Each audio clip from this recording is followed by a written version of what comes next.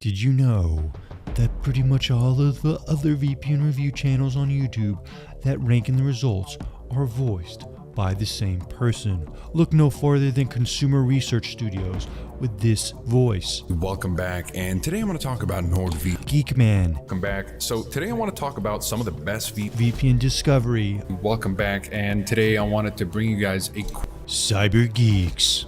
welcome back. So today I wanted to quickly show you guys how VPN Ninja. welcome back, and today I wanted to address this question, which is, are free VPN? Panda Tech. Everybody, welcome back. Today I want to talk about some of the best free VPN. Masters of VPN. How's it going, everybody? Welcome back. Today I'm going to show you guys. Look at their analytics. We could see a total of 523 likes and 0 comments with 1.8 thousand views. Well, at least in my opinion, that seems very legitimate.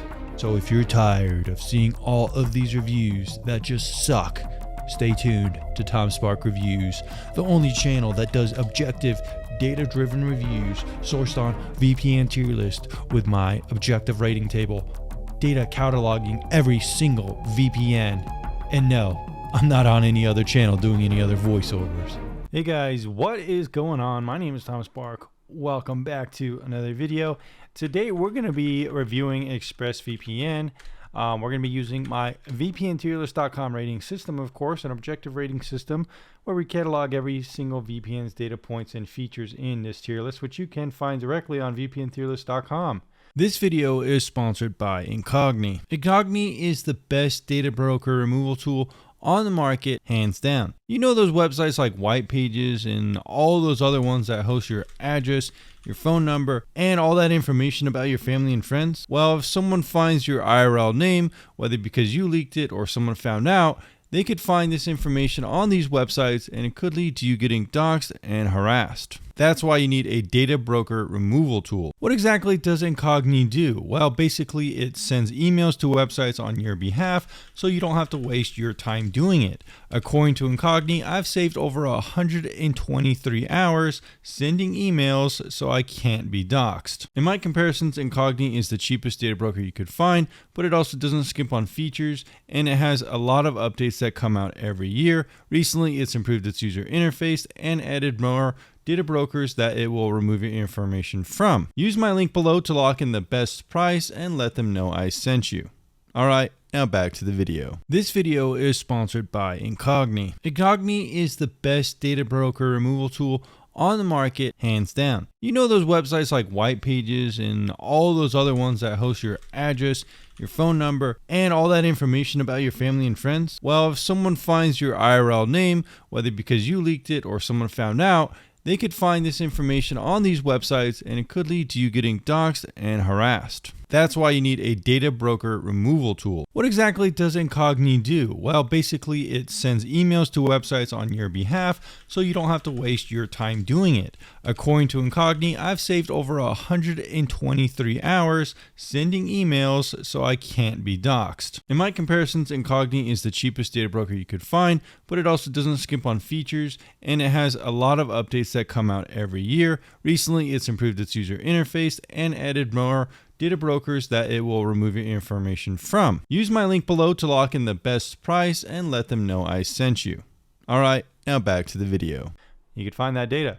Today we're going to be checking out ExpressVPN, cataloging where it ends up in 2024 year. So that way you could decide if you want to use it or not. Now, none of my rankings here on the channel are sponsored. We don't use any sponsorships. And if a VPN offers an affiliate program, we accept it. But we do not change the rankings based on how much they pay us. That's the one thing that differentiates our channel from all the other ones out there. And the fact that I'm the only voice on this channel and on YouTube. But besides that, let's go ahead and take a look at Express. The first thing we're going to take a look at is pricing. Now, there are some small changes they've made. They just offer a little bit more simultaneous connections. That's really it. They have 8 simultaneous devices. Believe it or not, at one point it used to be like 3, I think. Then they upped it to 5, and now it's around 8, which is actually pretty good. But besides that, I haven't noticed anything really different about this VPN over pretty much the 8+ years I've been reviewing it. It's the same price, around $13 a month, $100 a year. I don't know why they don't do the math for you. For 7 months or 6 months, it's around $60, which is pretty pricey. They do have a 30-day money-back guarantee, which is good. It doesn't seem like they support Bitcoin or Monero, which is kind of, Monero, but they do support Bitcoin. So there we go. The things in favor of Express in terms of pricing, they don't have that many deceptive marketing tricks. The website's relatively clean and simple, which I do like. There's not any kind of fake sales, cookie countdown clock timers. Really, the only thing they could do is make the price more clearly available for how much it costs for a year. I guess they do it here, but I don't know why they don't do it here as well. Maybe just the web designer didn't like the way it looked. Outside of that, though, in summation, though, ExpressVPN, an expensive VPN provider. 3 years of this bad boy is going to cost $300 when compared to some other competitors out there like Torguard, which is $70 for 3 years. Something like Surfshark, which might be a little bit more comparable because it includes streaming compatibility. You can get that for around $70 for 2 years. So it's definitely overall still going to be much, much cheaper than Express. It's expensive. But is it worth it? That's what we're going to try to figure out in this review. So now we got, I bought an account with my own money, like we always do for the most part, unless I feel like waiting a week for a VPN to give me a free account, which I usually don't feel like doing. But today we have bought ExpressVPN. So was it worth my $13? Well, here it is. It's got kind of like a weird retro kind of styling to it. I'm not sure why. It's very retro, wouldn't you say? But like I said at the beginning of the review, we really haven't seen too many changes with ExpressVPN overall. It's mainly staying the same. There is one really cool thing I do like about this application that I don't know why other ones don't have it, is this interesting allow access to devices on local network. This is a pretty cool feature. You could kind of accomplish the same thing with split tunneling, but it is a unique feature from Express that no other VPN really has. This means when I'm connected to Express, I can still use my Elgato streaming lights. Like watch, I just connect. Okay, this is kind of new. So we have some kind of, finally we have some kind of ad blocking and stuff like that. That's actually new. Finally, something new. We can actually change the score. All right, guys, very exciting. So ExpressVPN, as we see here, it now has ad blocking. Dun, dun, dun. One more point. So very exciting. I don't know why it took them so long to add that though, when other VPNs have had that for years and years. But let's go ahead and go back and I'll show you guys, for example, I could turn my lights off like this and off and on, and ExpressVPN doesn't affect it. With other VPNs, that's not the case. I have to manually configure split tunneling, something more like going like this, going here, and then doing this. So do not allow selected apps to use VPN. And then I'd have to like find the Elgato application or something like that, and that would pretty much be the same net effect. But it is kind of cool how it just works like that with Express. Here's a new tab where it lets you customize some of these things, which is cool. We still don't see WireGuard from Express, which is really weird. They're the only VPN that doesn't use WireGuard. Instead, they designed their own now open source lightweight protocol, but I'm not sure why. I don't know what makes it better or worse at all. Really, it's not very transparent. It's just really what they do. I'm not even going to bother switching to it since automatic seems to be the way the application wants me to perform. Outside of that, though, we have some basic things, smart location servers, and so on. Now, in my opinion, the best thing about ExpressVPN, and always the best thing about it, is it just kind of works pretty good. It's a very consistent VPN application. It's kind of like the Apple of VPNs in a lot of ways. It's very expensive, but it just kind of works. Now, is it worth $300 for 3 years or $100 for 1 year? Is it like Apple where there's so much more polish than other products out there that it's worth paying that premium? Well, I don't really think so, but that is kind of how I see it. If we take a look at the tier list itself, we can see they're missing a couple different things. They have no Linux GUI, no DNS controls, no port forwarding, no SOCKS-V proxy, no dedicated IPs, no open source application, no remote VPN capability, no V2 race support, no email aliases, data broker removal add-ons, data breach alerts, any antivirus included, any encrypted email offerings, no secure storage offerings, and no password management. So yeah, you're not really going to get a good bundle here, and you're going to be missing out on a lot of those things. If you want stuff like, especially a SOCKS-V proxy, for example, or anything like that, you're not going to be getting it, even though you're paying the most out of any VPN provider pretty much. Well, except for something like, I don't know, iVPN, another overpriced VPN that really is mad they're overpriced. But here we go. We're going to go into the next section. We're going to be doing a speed test with Express. Now, I do expect pretty good speeds, but it's not been performing as well as some of the other VPNs out there lately. Maybe because it's not using WireGuard. I guess we'll see. Anything above 600 is 5 out of 5. Let's see if it could get there. Usually in my previous speed test, I give it 4 to 5 because it's just under 600, and it looks like it's going to be right there as well.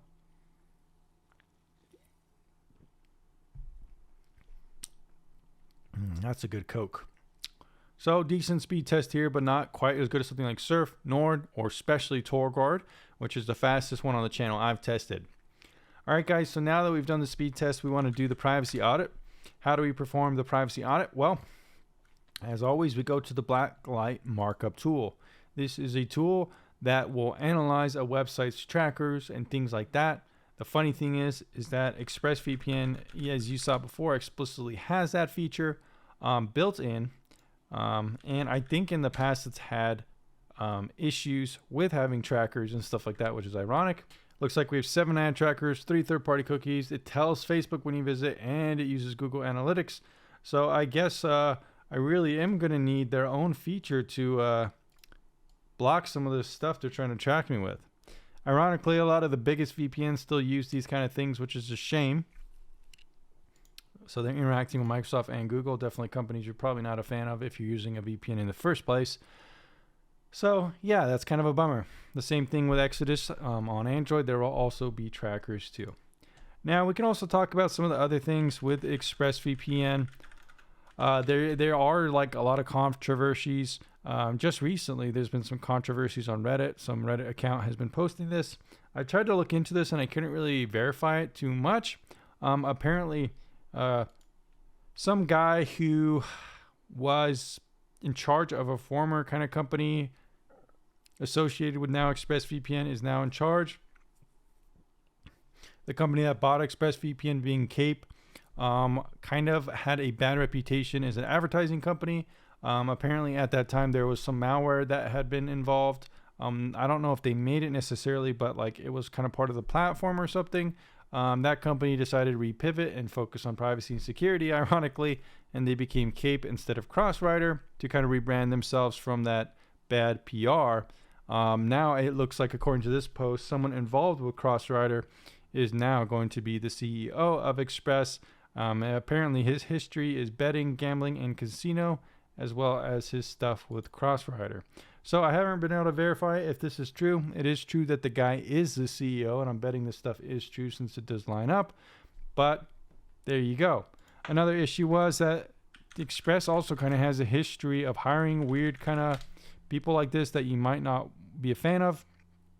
In fact, there's a big issue about Daniel Garrick. He was someone who had been involved in like hacking, and Express decided to hire him as well. And a lot of people at the ExpressVPN team were actually upset and threatened to leave.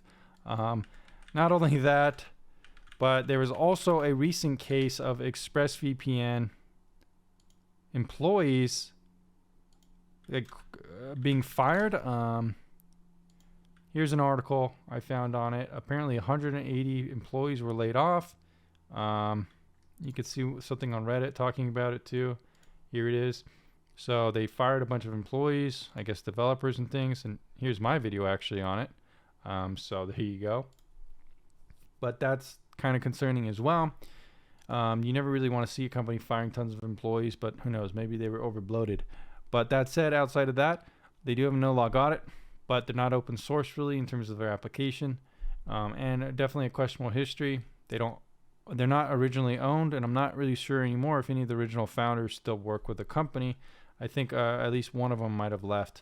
So that's something to think about too. Definitely the reputation of this one has been tarnished as the years have gone on. That said, we can also take a look at some of the other categories, for example, that being streaming. Unfortunately, in my tests, I couldn't get it working with Prime Video, although it works pretty well on Netflix and some of the other things, at least 5+ Netflix regions. They've never really come after me for criticizing their product, so I've not had no issues there. I've always been able to give honest reviews and not receive any pushback or lawsuits or anything. The customer support's also pretty good on the website, pretty responsive and friendly. It's always kind of been that way, and they also have live chat down here at the corner if you want it. I don't really know where it went, but yeah, they say 24-hour live chat, so I'll trust them at least for now. But so what do we think now at the end of the review? Well, it's around a 63. It went up a point because it did add some ad blocking. It's at the top of B tier, which is kind of to be expected. It's a very good VPN that has decent speeds. It works good. It's polished, and it's always been that way. That said, it has a bad reputation as of lately. Hiring questionable people to be in charge of senior management is never really a good look. The speeds aren't really 5 out of 5. They're more 4 out of 5, I would say. The application, while it did add a couple new things, is still extremely limited compared to some other options out there. If you look on the tier list itself, you can see something like TorGuard offers way more customization. Something like Proton has a little bit more transparency. Something like Surfshark and Nord offer more bundles that have interesting components, like Surfshark having an antivirus built into the VPN. Something like Hide.me is cheaper and also kind of much more transparent in terms of privacy. Even something like Private Internet Access, which is actually owned by the same company, has a more feature-rich and developed application, although lately the speeds haven't been as good as Express. Anyways, guys, those are my honest thoughts on ExpressVPN in 2024. Let me know down in the comments down below what you think of it, and I'll see you in the next video review very soon.